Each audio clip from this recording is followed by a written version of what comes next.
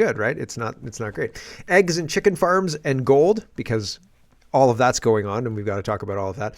More gold movement, and we're talking about with the gold being moved from London now to the United States, and Carney's green agenda, and indeed the media machine that's backing and allowing Carney to look like the front runner as he's being described by everybody else, is interesting because I think it's exposed through what's going on in the United States. And I think the same thing is operating here, where U.S. aid represented a whole bunch of dark money. And indeed, the other things like U.S. aid, there was a whole bunch of dark money places throwing gold bars off the Titanic and such. There were a whole bunch of places where these guys had access, the bad guys had access to dark money.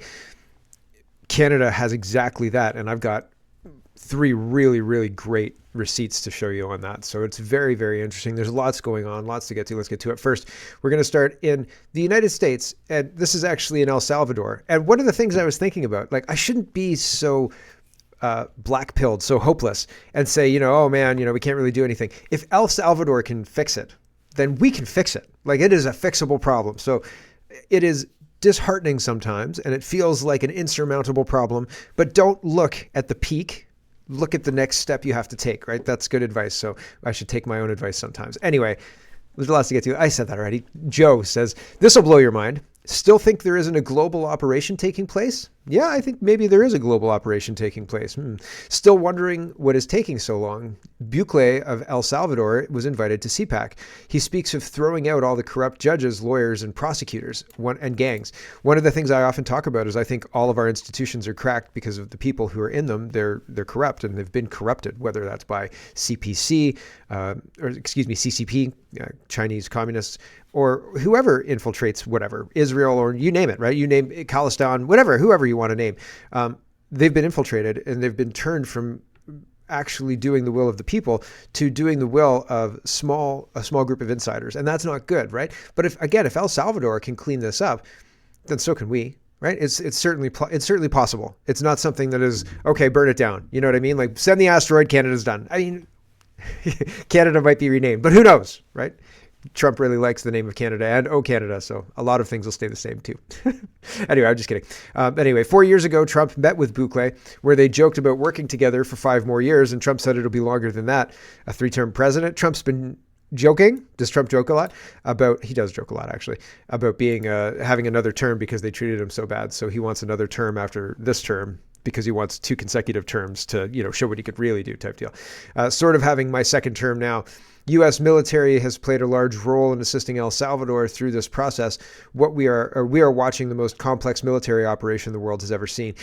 I still think it's a sting. I still think what we're watching is a sting, fundamentally, okay? And El Salvador is able to free themselves, and that's interesting. This is worthwhile. Malai is also there, so Malai is talking about this kind of stuff as well. But this is Bukele, and I think this is worthwhile. So here we go. It has been 1 day since the last incident of too fast speed. Here we go.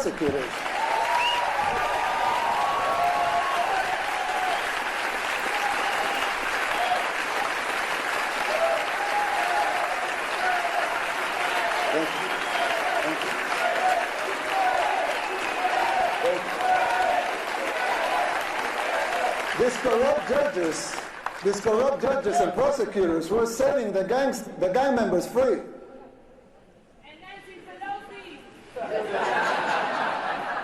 And it wasn't just the gangs. The corrupt system worked in tandem with the so-called international community, the NGOs, and of course the fake news, just like it happens here in the United States. Unelected bureaucrats are trying to instate public policy. Who elected them? They don't have a democratic mandate. If they want a seat in the table, they should run for office. Let the people vote. It will not be a pretty sight for them if the elections are free and fair. I mean, who elected Soros to dictate public policy and laws?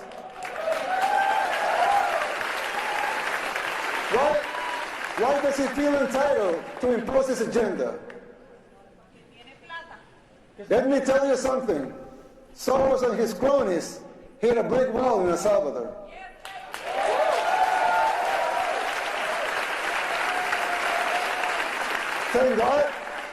Thank God, another glory be to him, Salvadorans are now immune to his influence. No one believes his lies anymore over there. We just had free and fair elections. And we won in a landslide with more than 84% of the vote. Okay, so he's saying nobody believes George Soros. We just had free and fair elections, and they didn't have an influence. We won by a landslide. So we kicked out the judges, and we fixed this. It is possible. We can fix this, right?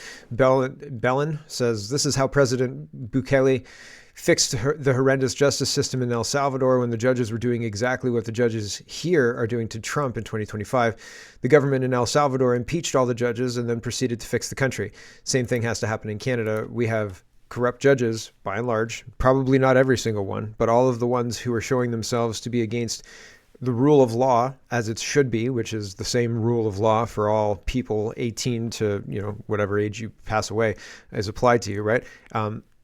That's what people want. They don't want people who have protected classes because they have a different skin color or because they feel a certain way inside, right? Like I feel a certain way inside. It's the way where I like where laws don't apply to me, right? Like, no, it doesn't work like that. Anyway, here's Data Republican. He says, the true cycle of money and power is this. George Soros, among others, used his wealth to install key politicians. Once in office, they funneled public funds into propaganda and NGOs designed to manipulate us, conditioning voters to elect even more of their kind. In turn, these politicians ensured Soros and his allies grew richer, but Soros is now just a fragment of their monstrous machine that he helped unleash. What began as his influence has morphed into a self-sustaining Leviathan, one that thrives on our ignorance. It is up to us, the people, to wake up and destroy it. And I think that's really, really accurate and true.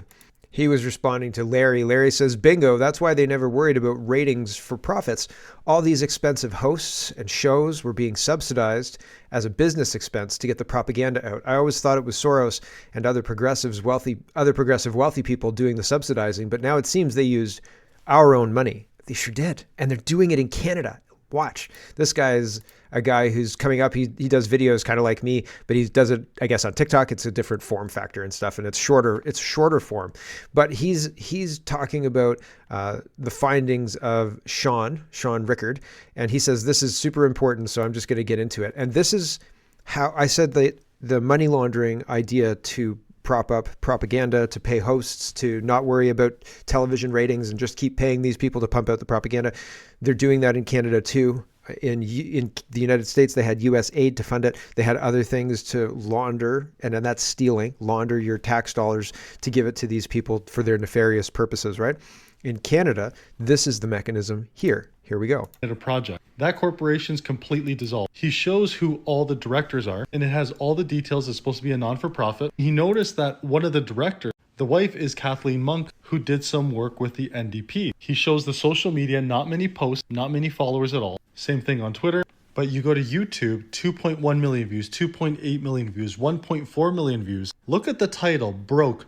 Poilievre's American-style healthcare plan will cost you.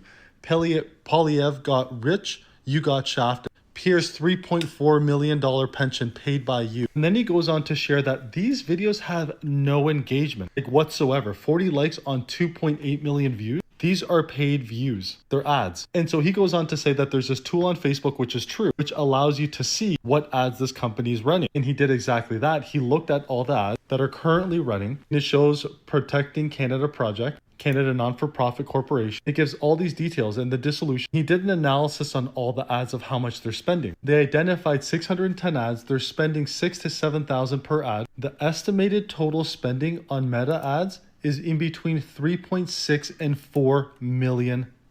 This indicates a heavily funded attack campaign despite the organization's dissolution in 2022. Once a corporation is dissolved, you can't use that trademark, you can't use that corporation again.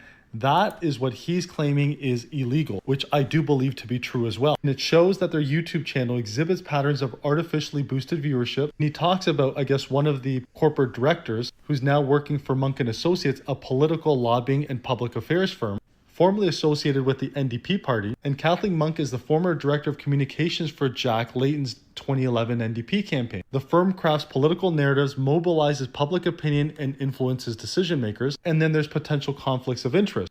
And then it suggests possible coordination between Monk & Associates and Protecting Canada's attack campaigns. And it gets good. He goes on the Election Canada's website to do a search for them. Guess what? There's no results. They are not registered, meaning what they are doing is actually illegal. They are running these negative ad campaigns against Pierre Poilievre, and not only that, they're a dissolved corporation and they are accepting donations. This is a non-for-profit or not-for-profit that is accepting donations on a dissolved corporation. There's multiple layers of illegalities going on here. Now, he says we have several landmark federal lawsuits underway challenging the constitutionality and legality of federal and municipal vaccine mandates. And then this is the website. And I gotta hand it to these guys. Man, they are good. This is what he's linking off to, which is called Freedom and Justice, or the Institute for Freedom of Justice. And I've never seen anything. His video is 9 minutes long, so I condensed this as quick as possible. But this to me is what illegal election interference domestically looks like. And the RCMP and the police need to investigate it. They won't do anything. Our elections are rigged multiple ways, and they launder our tax dollars. They steal our tax dollars in order to fund it.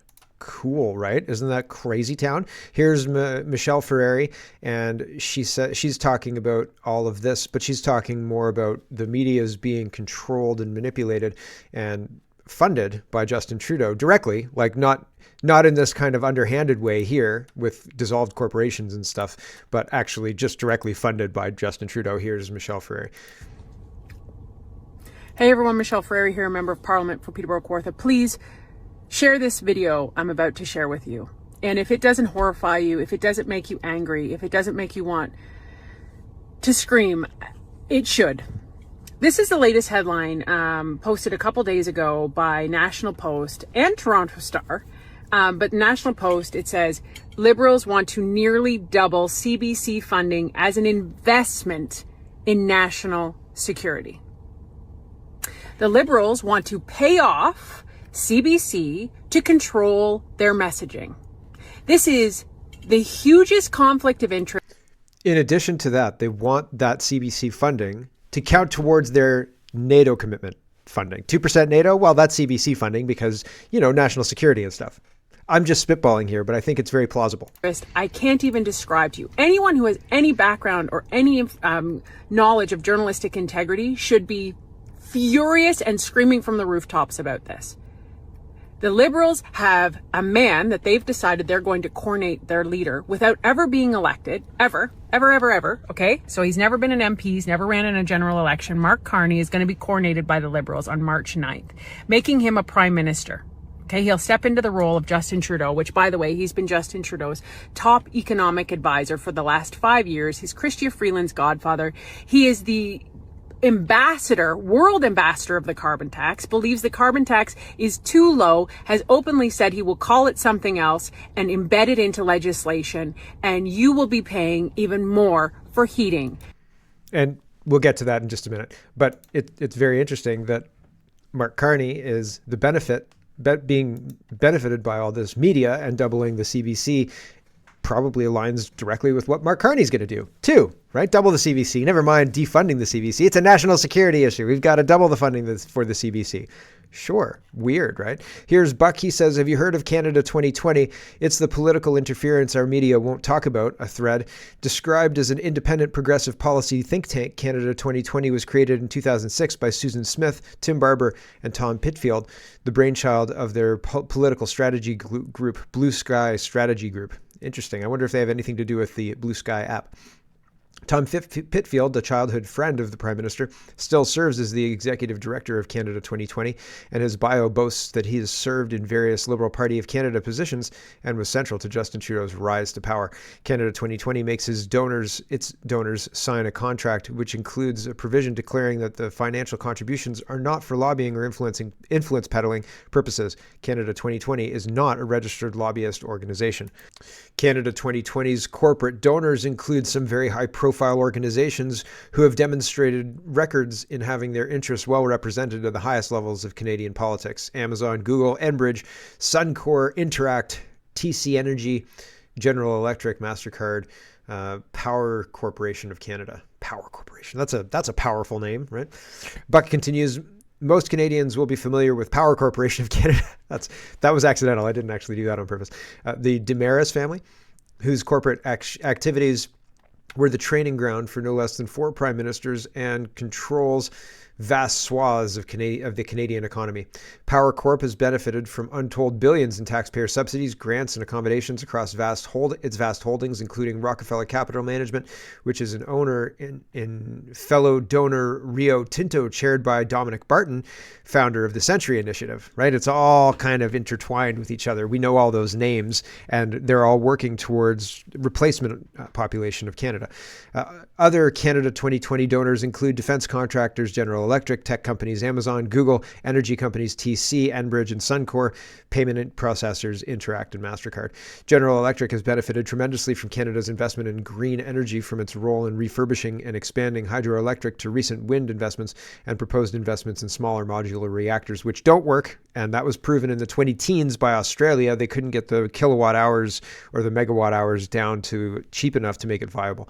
And they said it's not possible to make it viable. It just won't work. And I don't know how that science is different here, but welcome to Canada. At the time, TC Energy CEO Liam Leaf had been bragging about how successful he had been in influencing federal and provincial leaders. Amazon and Google obviously benefit from the shift in consumer demand associated with Canada's brutal lockdown policies, and Intuit stands to benefit from the Liberal government's push for the open banking framework partially implemented during the chaos of the Emergencies Act. Interact was successful in converting from a nonprofit co-op of Canadian financial institutions to a for-profit enterprise after being blocked twice by Harper's Competition Bureau. It has since acquired 2 key corporations positioning itself in the digital ID space. Interact is going to try and merge your interactions with your digital ID, and they're already working on that, like your email transfers and stuff. That's all tied to their Interact's IDs and things like that.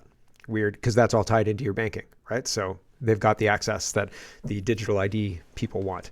But continues, now it may seem odd that all these corporations donating to Canada's 2020 non-lobbyist activities seem to be getting favors from the federal government until you come to appreciate that none other than Mark Carney is the advisory board chair of Canada 2020. Oh my gosh, I'm shocked. Sounds a little dastardly, doesn't it? Carney, for his part, has become a globe-trotting fixer for the globalist agenda. The Goldman alums and WEF board members chaired the Financial Stability Board for the Bank of International Settlements during the development of Base 3, while serving as the governor for the Bank of Canada after he became the head of the Bank of England, then appointed the UN Special Envoy for Climate Action, head of ESG investment at Brookfield Assets Management, a board member of the PayPal Mafia's Stripe, and is serving as a government economic advisor for the Canadian and UK government. That's a lot of hats. I mean, how can you be loyal to the Canadian government and looking out for what the Canadian government wants if you're also an economic advisor to the British government? If you're like, listen, I know I have it on good authority that Canada's going to do this, so we should do this to counter them. Like, what? That doesn't make any kind of sense. Like, you can't act in those capacities at the same time. Those are competing. Those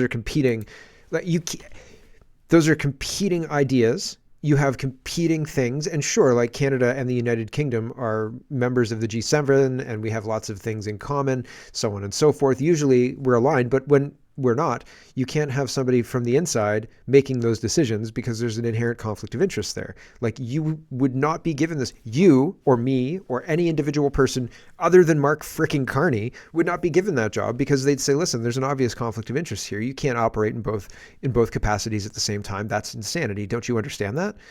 If you don't understand that, you're even less qualified for the job. Holy smoke. And then add on top, and just those two, like add on top of that, all the other stuff that he's doing. No, head of ESG, envoy for climate action, nonsense, right? It's all nonsense. And it taints his bias. Buck continues. Here's where things get even more interesting. Isn't it already interesting enough? WikiLeaks published the emails of John Podesta, Hillary Clinton's campaign manager in 2016, and Bill Clinton's chief of staff. Those emails include evidence of collusion between the DNC and Clinton campaigns and the Liberals. Freshly off the Liberal majority victory in 2015, Jerry Butts immediately reached out to the Clinton campaign through the former U.S. ambassador appointed by Bill Clinton, Gordon D. Griffin.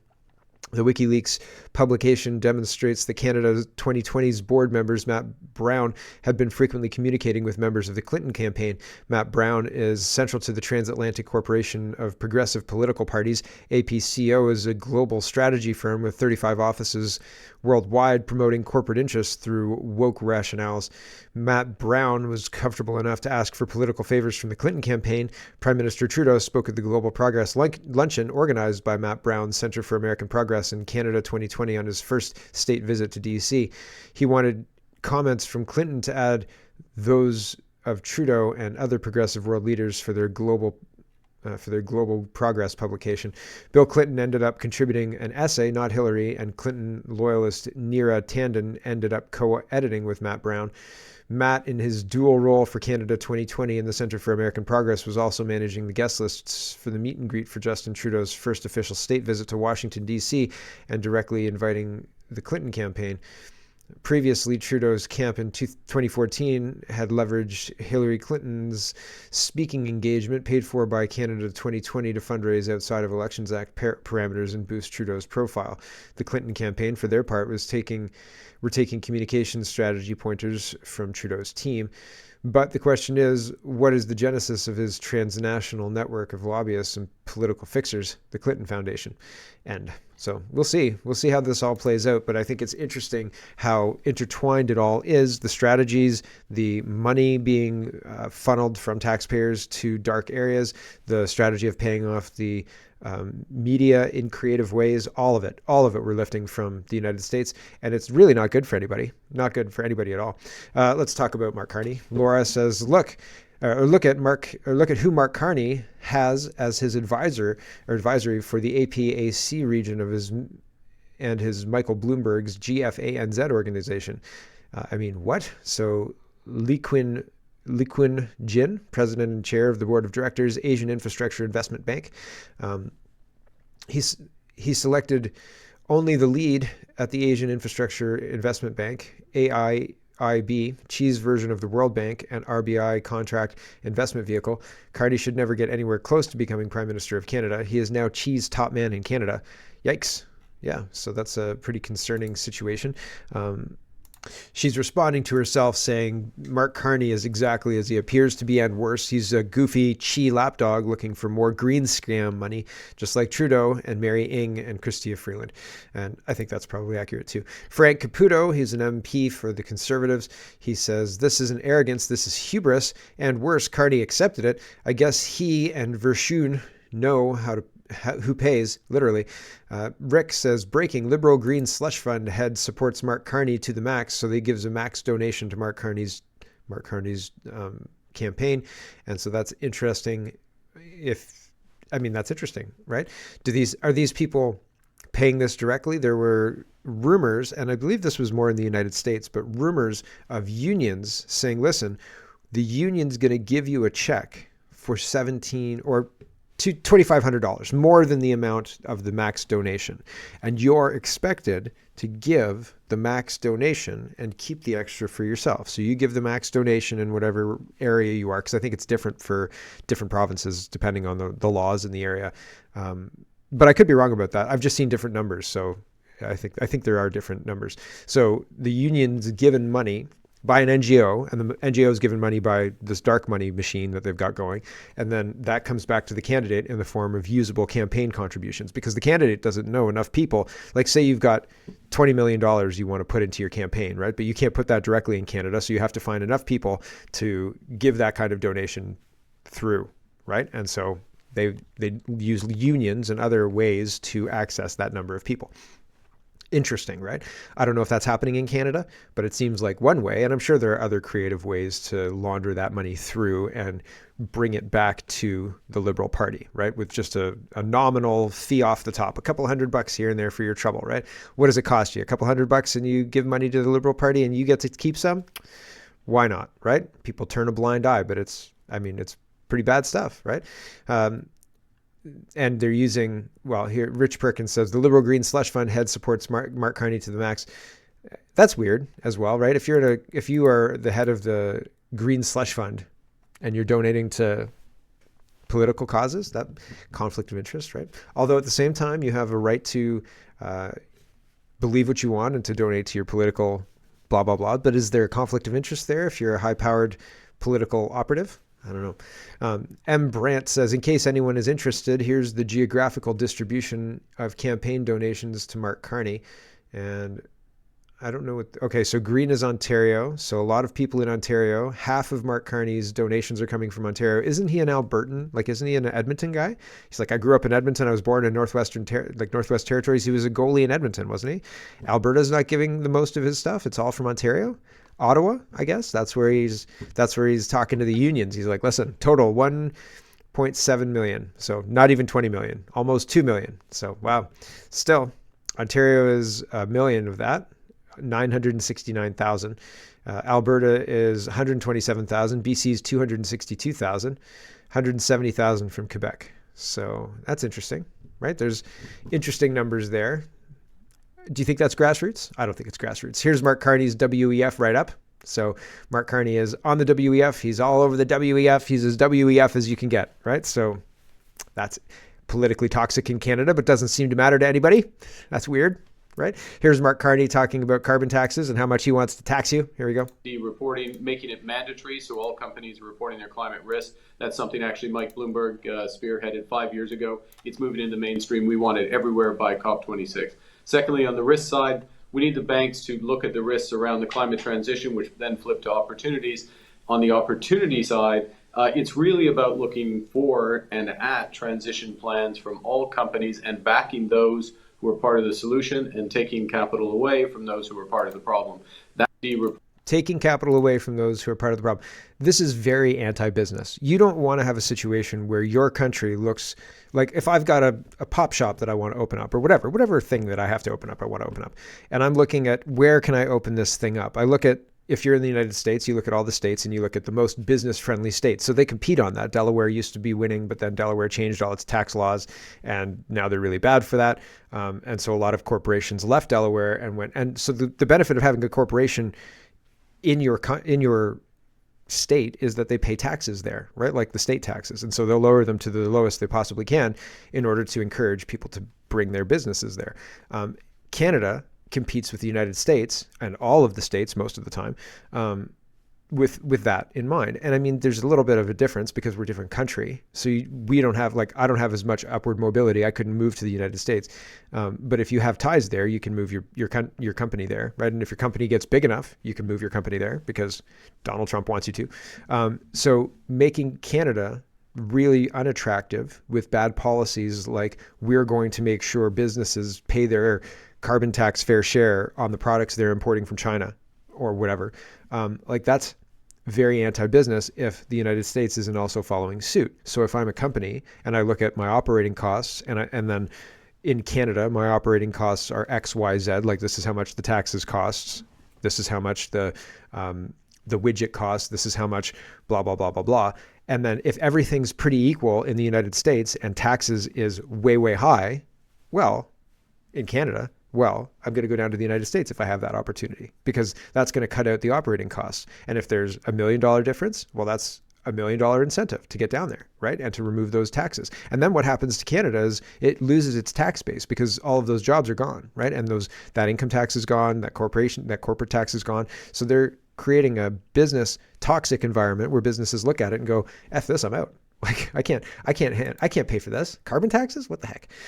Here is Ryan Garrettson. He says, from this past November, Carney will force Canadian companies to comply with his climate agenda, or he will punish them. This is the second time he said this in the last 20 seconds. Different interviews. Here we go.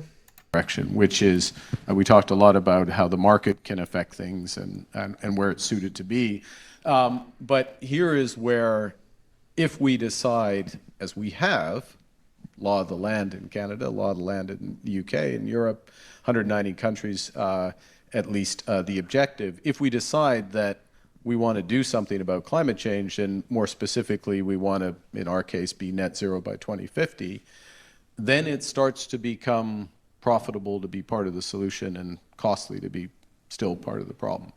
And it's that realization that starts to move something from a social value to a value in the market. If you can find out, if you can come up with new technologies or use existing technologies to reduce carbon, then there's that opportunity set. It's just concerning that they want to make the case that we get to define the solution and the problem. And if you're not part of the solution, you're part of the problem. We're going to punish you until you're moving into the solution category. And it's nudging, it's using economic levers that the government is capable of pushing in order to move people without changing laws. Does that make sense? And it's very concerning that they're going in that direction. Here is Bradshaw. I don't know if this is actually her talking. I don't think it is.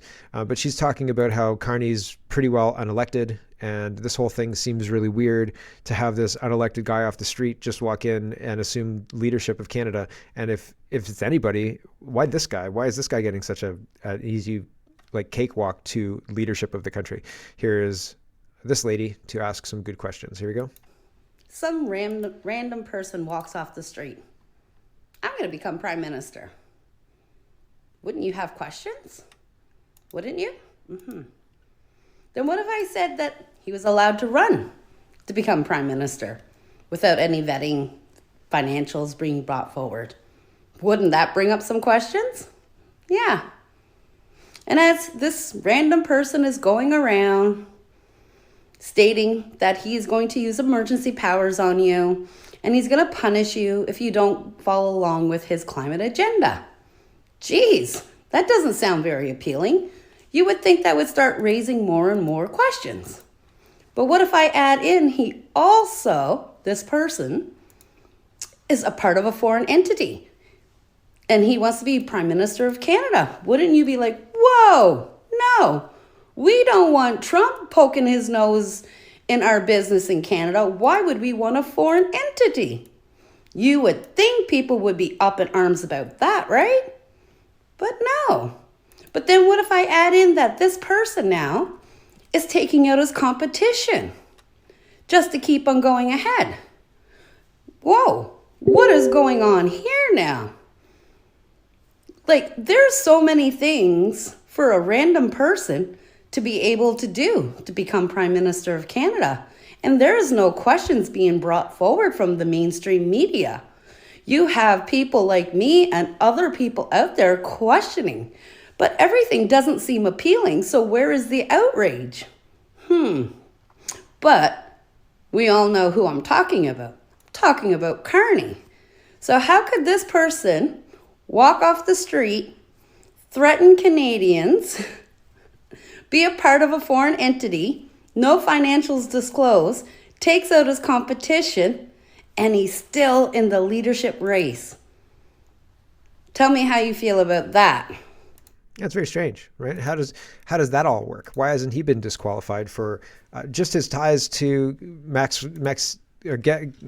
Ghislaine Maxwell? Got that wrong, etc. I mean, Trudeau isn't disqualified over his ties to Bronfman, right? So, I mean, we all turn a blind eye and nobody seems to care. And so the world continues on.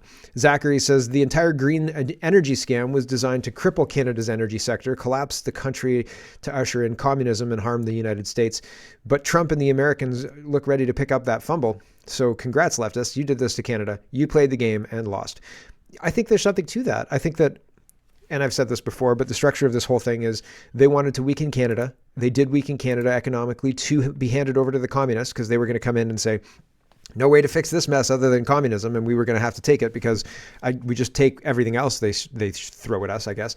And now Trump is going to say, you know what, Canada, I don't think so. And we're in the medium beginning. Like we're not quite at mid game yet, but we're in the opening of these negotiations. And whether anybody believes it or not, least of all our leaders, that's where we are. And it's interesting. And so, yeah, these people who weakened our country in order to hand it over to their comrades who wanted to turn us into a communist country are about to find out, right? And I think there's going to be consequences for the people who have done this. I don't think that this is going to, because Trump's in charge of things and he seems to want to go after people who are doing things and also who are doing things against the country.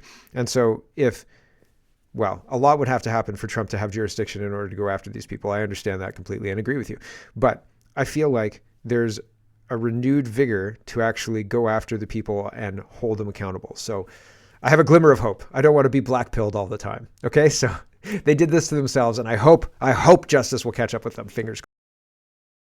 Hello, everyone. Thanks very much for watching. This is just a short version of a longer show. If you'd like to get the whole show, you can go over to CanadaPoly.com and sign up for a subscription. Just look in the drop-down tab for Shop and Donate and look for subscriptions, and you'll get immediate access to the full show. Love to see you. Thanks for watching, everybody. Have a wonderful, wonderful